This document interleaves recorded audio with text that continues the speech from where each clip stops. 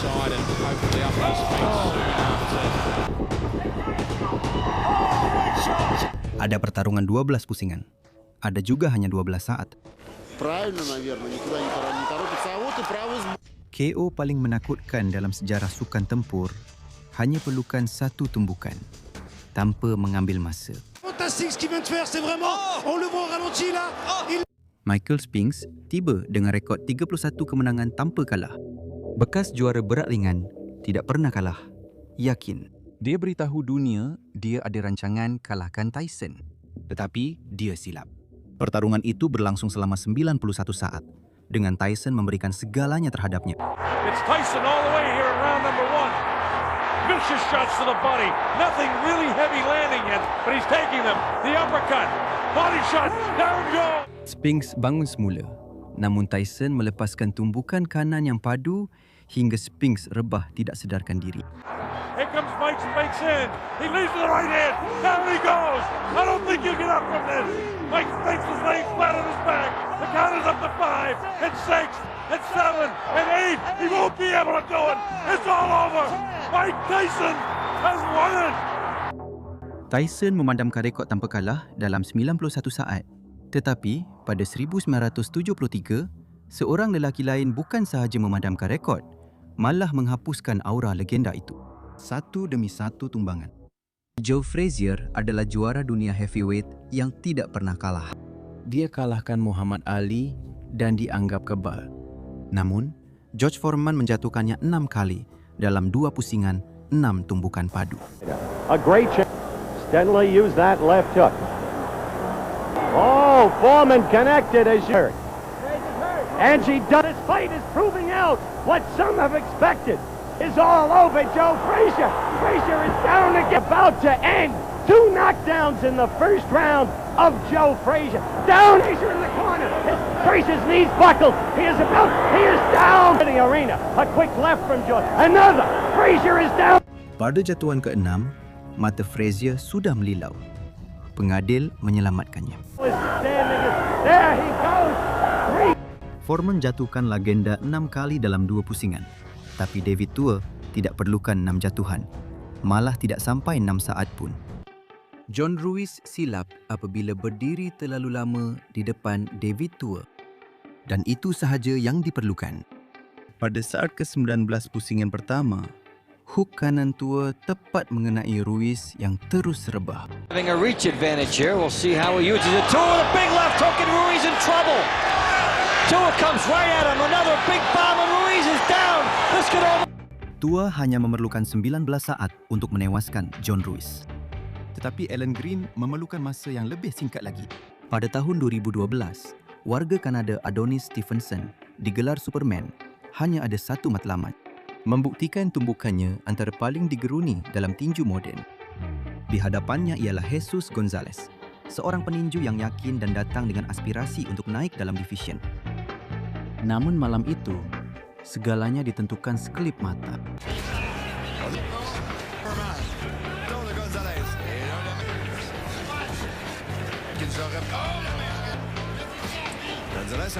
Pada pusingan pertama, Stevenson melancarkan tumbukan kiri kuat tepat ke rahang Gonzalez.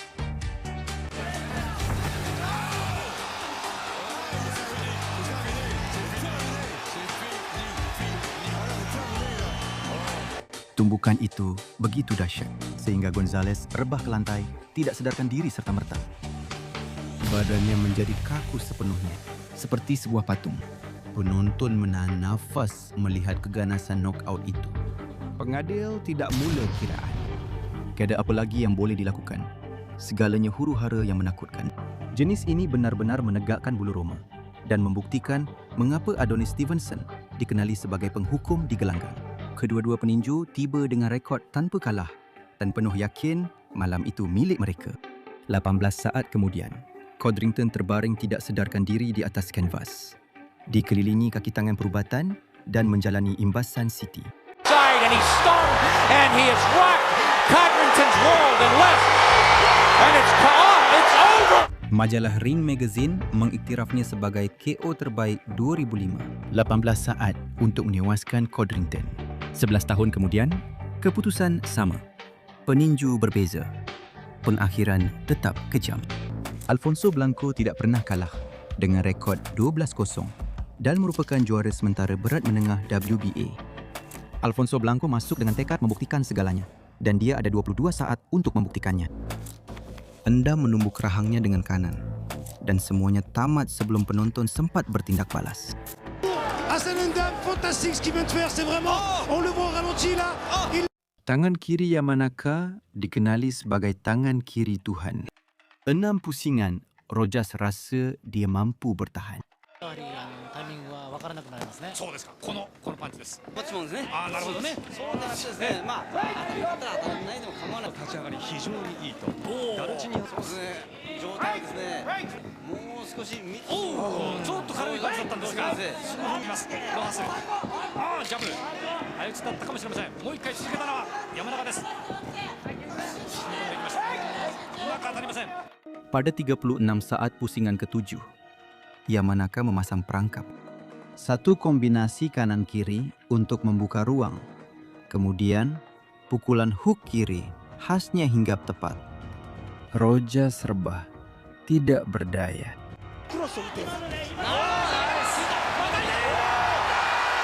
Yamanaka memburu Rojas 6 pusingan sebelum bertindak. Tapi Sefo tak perlukan pusingan penuh. Lebener adalah raksasa dalam pertarungan ini. Juara dunia kickboxing dengan 70 knockout dalam kerjayanya. Sefo hanya perlukan satu peluang untuk jatuhkan Lebener dengan serangan balas. Tiada siapa pernah lakukan itu kepada Jerome Lebener sebelum ini. Sefo membuktikan raksasa juga ada kelemahan. Hasim Rahman bakal membuktikan juara juga ada kelemahan. Lennox Lewis ialah juara heavyweight tanpa tandingan.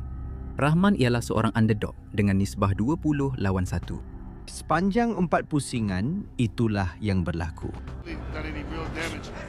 And tell him that he's dropping that right hand, that left hand there. Very known for that uppercut. And if he found overhand right, and when it's wondered which Lennox Lewis we would see. Lewis with his mouth open again, the big right hand, but timed it very poorly. early, and I still don't count. Stronger in this round. Oh, uppercut by the champions. Trying to suck in what little oxygen there is here at 6,000 feet, just outside Johannesburg. Suck Lennox Lewis in again to throw the right hand, and he countered with his own right. I think to be. Kemudian, pada pusingan kelima, Lewis menurunkan pertahanannya untuk sesaat. Rahman melancarkan hook kanan yang menjatuhkan juara ke kanvas. Oh, he's got him! Rahman kalahkan juara dengan satu tumbukan. Beberapa tahun kemudian, Greenbacker menyedari bahawa alam semesta sentiasa mengambil kira segalanya. Masih ingat Alan Green yang kalahkan Codrington dalam 18 saat? Karma jumpa dia di Copenhagen. Kessler kembali selepas 2 tahun tidak bertanding akibat masalah mata. Kessler mendaratkan hook kiri sempurna pada pusingan keempat. Dan Green pengsan sebelum sempat jatuh ke lantai. Massive left hook. I don't think he's going to get up. Apa ditanam, itu dituai. Tetapi KO seterusnya bukan kerana karma, melainkan akibat tumbukan yang begitu ganas, sehingga Sky Sports enggan mengulang tayang. Castillo tidak pernah tewas dalam kerjayanya, dan kini dia berdepan dengan Smith, yakin bahawa dia akan menang. Tetapi pada pusingan kedua, Smith membiarkannya kaku di atas kanvas. Badannya bergetar seperti telefon bimbit.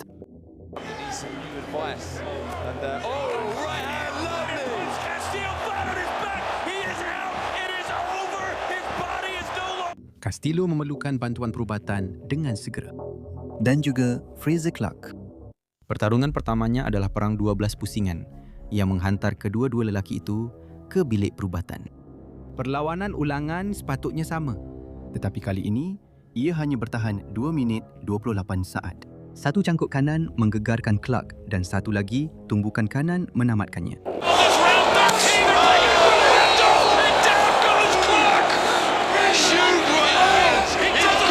Clark alami patah tulang pipi yang jarang dengan lekukan tepat di tempat penumbuk Wardley kena. 16 Januari 2016 di Barclays Center, Brooklyn. Juara dunia kelas berat Deontay Wilder mempertahankan gelaran WBC menentang Artur Szpilka dari Poland. Suasana meriah. Artur Szpilka telah berjanji untuk menumbangkan Bronze Bomber. Dan sebagian besar pertarungan, dia nampak mampu melakukannya. Szpilka menggunakan gaya kidalnya untuk menyukarkan juara itu. Masuk dan keluar dengan pantas, mendaratkan kombinasi dan membuatkan Wilder buntu.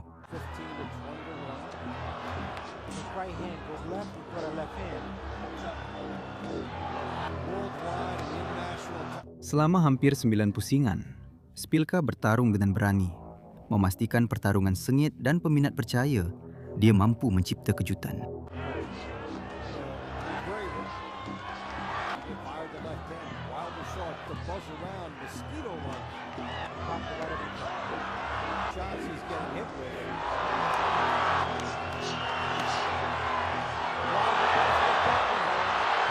Tetapi Wilder hanya perlukan satu tumbukan sahaja. Dan pada pusingan ke-9, tumbukan itu pun tiba. Szpilka masuk yakin melancarkan cangkuk kiri, tapi dia menurunkan pertahanannya. Ketika itu, Wilder melancarkan tumbukan kanan dahsyat kegemarannya ke dagu. Impaknya menakutkan. Badan Szpilka rebah kaku ke belakang, seperti patung pecah. Dia terus tidak sedarkan diri serta-merta tanpa sebarang reaksi sedikit pun. Penonton kekal diam dalam keheningan. Doktor-doktor bergegas ke gelanggang serta-merta. Wajah Wilder puas. Tetapi apabila melihat Szpilka tidak bergerak, ketegangan menguasai arena.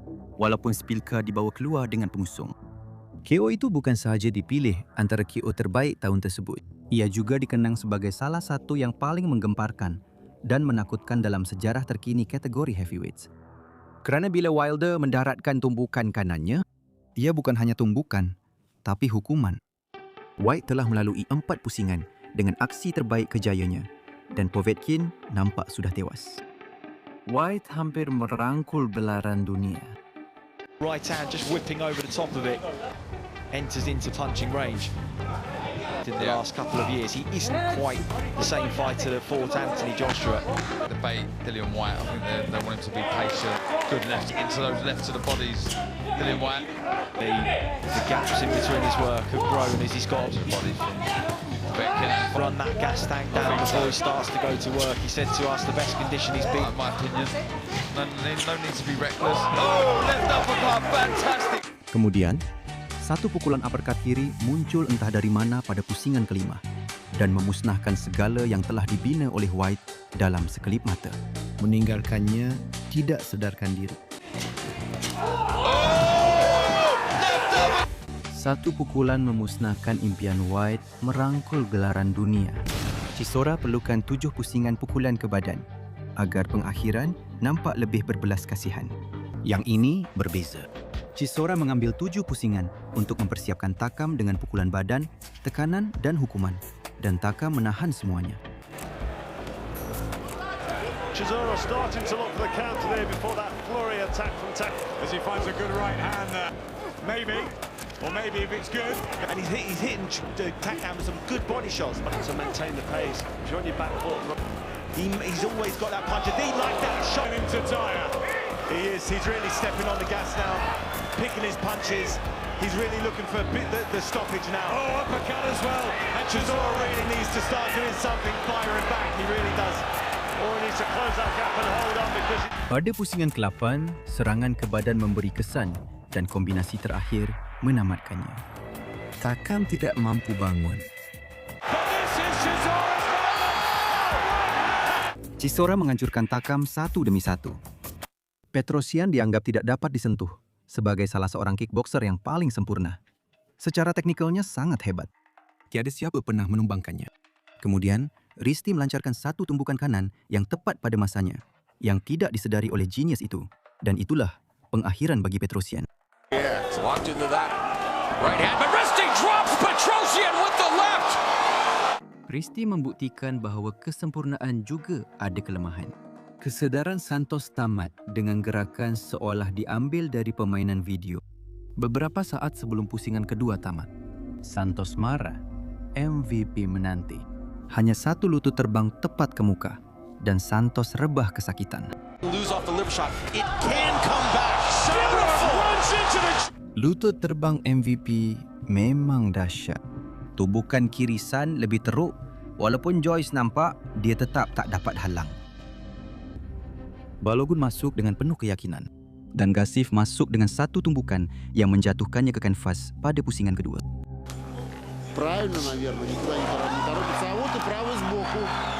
Gassif menamatkan pertarungan pada pusingan kedua. Thompson percaya dia akan bertahan lebih lama. Namun, pusingan ketiga membuktikan dia silap. Pada 20 November 2010, di Atlantic City, warga Argentina Sergio Maravilla Martinez telah berdepan dengan Paul Williams dalam perlawanan ulangan yang dinanti-nantikan. Mereka pertama kali bertemu pada 2009 dalam pertarungan sengit dan berdarah dengan kemenangan berpihak kepada Williams melalui keputusan majoriti. Oleh itu, pertemuan kedua dijangka jadi pertempuran epik lagi. Sejak dari awal, Williams keluar dengan agresif, melancarkan jumlah tumbukan tanpa henti yang menjadi ciri khasnya. Both men were down in round one by Martinez.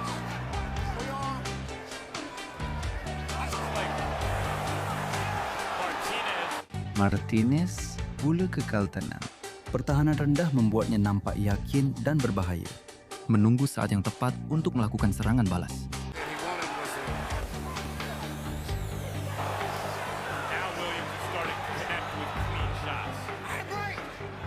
Dan saat itu, tiba pada pusingan kedua.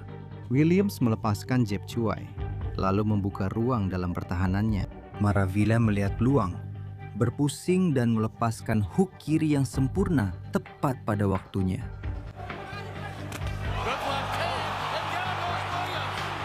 Bom. Impak dahsyat itu membuat badan Paul Williams terpadam di udara dan jatuh kaku seperti patung. Kepala beliau terhentak ke atas kanvas tanpa sebarang reaksi, manakala kakinya terlipat dalam posisi yang mengerikan. Pengadil belum sempat kira. Tiada apa yang perlu dikira. Penonton sunyi sepi sebelum meledak dengan sorakan kagum.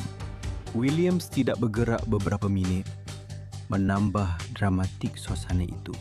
KO itu telah dipilih sebagai KO terbaik tahun ini oleh majalah The Ring, dan sehingga hari ini, ia dikenang sebagai salah satu yang paling menakutkan dalam sejarah tinju.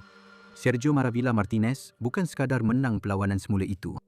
Pukulan kiri itu mencipta bab paling brutal dan diingati dalam sejarah sukan. Thompson hadir sebagai pencabar berwibawa gelaran Cruiserweight IBF Opetaya. Beliau pada awalnya bersedia, namun lama-kelamaan, kelemahannya mula terserlah. Breeders' house, easily sliced into the back. Thompson under pressure. He's got to fire back. He's got to fire back, but he's going to get... Thompson now going on the front. Are having an effect. They're getting a reaction out of Jordan. Listen to the noises. So physically. Down on the gum shield and he went again. Just when Thompson had... Pada pusingan ketiga, satu kombinasi maut tepat di dagu menyebabkan Thompson jatuh berlutut. Pengadil terpaksa campur tangan. He has to produce something here and he goes again. Referee Howard Costa looks on. And that's it. Thompson tumbang di pusingan ketiga. Tetapi Maxwell tumbang 2 kali dalam 2 pusingan pertama dan masih lagi berjaya mencari jalan untuk menang. Sabri sendiri tidak pernah kalah dan sangat bersemangat. Sam Maxwell adalah pilihan utama tempatan yang berjuang untuk peluang besarnya. Dalam 9 pusingan, Sediri menguasai pertarungan. 2 kali menjatuhkan lawan dan menekan tanpa henti, menyebabkan muka Maxwell cedera teruk dan berdarah.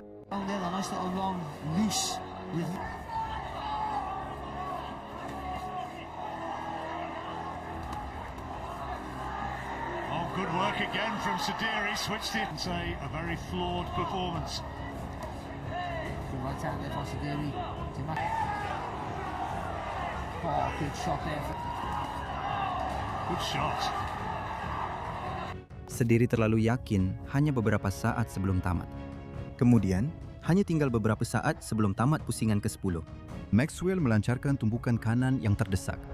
Ia mengenai rahang Sediri dengan tepat dan petinju Perancis yang belum pernah kalah itu jatuh, tidak sedarkan diri ke atas kanvas. 10 pusingan yang penuh sengsara. 1 tumpukan untuk penyelamatan. Hartas hanya perlukan 1 pukulan bersih dan masa yang tepat, bukan keajaiban. Kedua-dua lelaki bersedia untuk bertarung. Hartas ada rancangan lain. 1 tumbukan menamatkan pertarungan itu dengan cara yang menakjubkan dan Hardman tidak sedarkan diri. Itu sahaja yang diperlukan untuk menamatkan kerjaya.